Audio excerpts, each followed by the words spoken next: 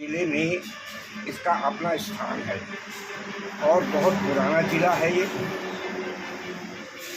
यहाँ ये रायपुरा नाम था, यहाँ कहोरा स्टेट थी और उसकी राजधानी था। तो काफ़ी पुराना गांव और पुराने हिसाब से संचालित रहा। लाइब्रेरी की आवश्यकता तो यहाँ बहुत पहले से थी और एक छोटी मोटी लाइब्रेरी मेरे ही परिवार में मेरे एक बड़े भाई जो अब दिवंगत हैं, उनका लड़का असिस्टेंट कमिश्नर होकर के जिंदा रहते हुए सर्विस करते हुए मृत्यु प्राप्त कर चुका था। वो पहले ग्रेजुएट थे मेरे गांव के और उनके पास इतनी पुस्तकें थीं कि वो कभी कभी लोगों को पढ़ने के लिए दिया करते थे। तो यहाँ पढ़ने के लिए एक धारणा थी लोगों की, अवधारणा कि पढ़ें और उसके लिए व्यवस्था हो। तो गांव की व्यवस्था पहले थी। आज जो लाइब्रेरी खुली है ये हमारी 20 साल पहले से कल्पना थी। मैंने प्रधान जी को कहा भी था कि भाई यहाँ लाइब्रेरी हो जाए और आज वो लाइब्रेरी हो गई। बड़ी खुशी की बात है कि इस गांव में एक इतना बड़ा पुस्तकालय और वाचनालय संचालित है।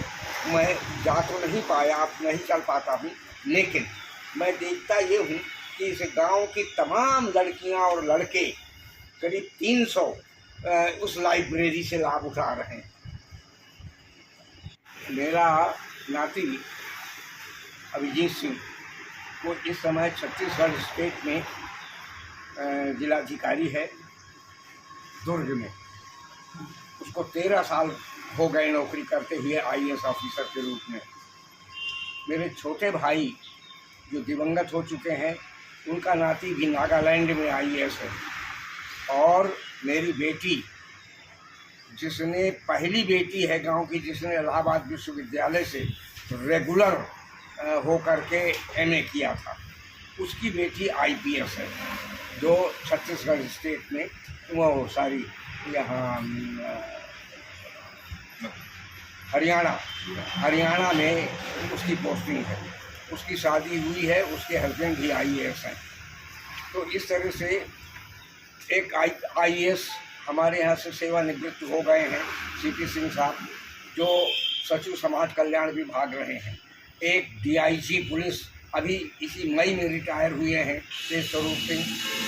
तो इस तरह से यहाँ तमाम आईएएस आईपीएस, मुन्नीलाल पांडे यहाँ रिटायर हुए हैं। ये भी पीसीएस से तहसीलदार से नायब तहसीलदार से प्रमोशन पा करके आईएएस तो नहीं मिला लेकिन सीडीओ आदि के पदों पर रह चुके हैं। इस तरह से यहाँ मेरा ख्याल है 10-12 तो लड़कियाँ डॉक्टर हैं और इतने ही लोग डॉक्टर हैं। शिक्षकों की संख्या सैकड़ों में होगी। तो इस गांव का अपना एक इतिहास है और गांव के लोग उसको मनाते हैं। मेरा भतीजा जो सेल टैक्स अफसर था उस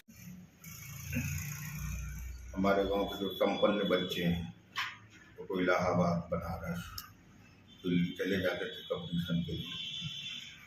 लेकिन गांव में तमाम ऐसे टैलेंटेड विद्यार्थी थे, योग्य विद्यार्थी थे, जिनको आर्थिक समस्याओं का जो है आगे की पढ़ाई नहीं कर पाते थे। तो मेरे मन में आया कि मुझे जो है एक लाइब्रेरी यहाँ बनवाना चाहिए। और जब लाइब्रेरी बन के कम्प्लीट हुई तो सबसे पहले मैंने इसमें लगभग 10,000 की बुकें भी डोनेट की लाइब्रेरी। और अब तो उस लाइब्रेरी को आगे बढ़ाने के लिए हमारे गांव के तमाम अधिकारी कर्मचारियों ने, जो हमारे गांव में अधिकारी कर्मचारी हैं, उन लोगों ने जो है बहुत बड़ी मदद की। और आज हमारी लाइब्रेरी के लिए हर अधिकारी, लगभग 50 अधिकारी 300 रुपये प्रतिमाह डोनेट कर रहे हैं लाइब्रेरी को आगे बढ़ाने के। हमने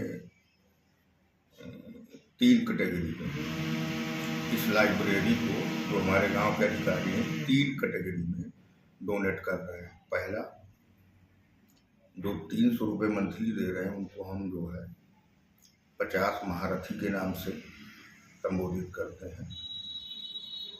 और इसके बाद एक कैटेगरी महादान की, दूसरे नंबर उसमें हमारे अधिकारी कोई 21,000, कोई 11,000, कोई 51,000, कोई 5100, वो हमें जो है चंदे के तौर पर इस पे दे रहे हैं।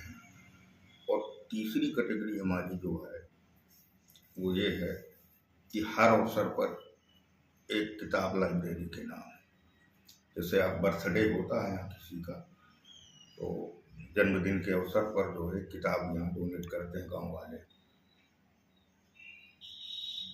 या और कोई अन्य शुभ कार्य होते हैं घरों में, वो लाइब्रेरी के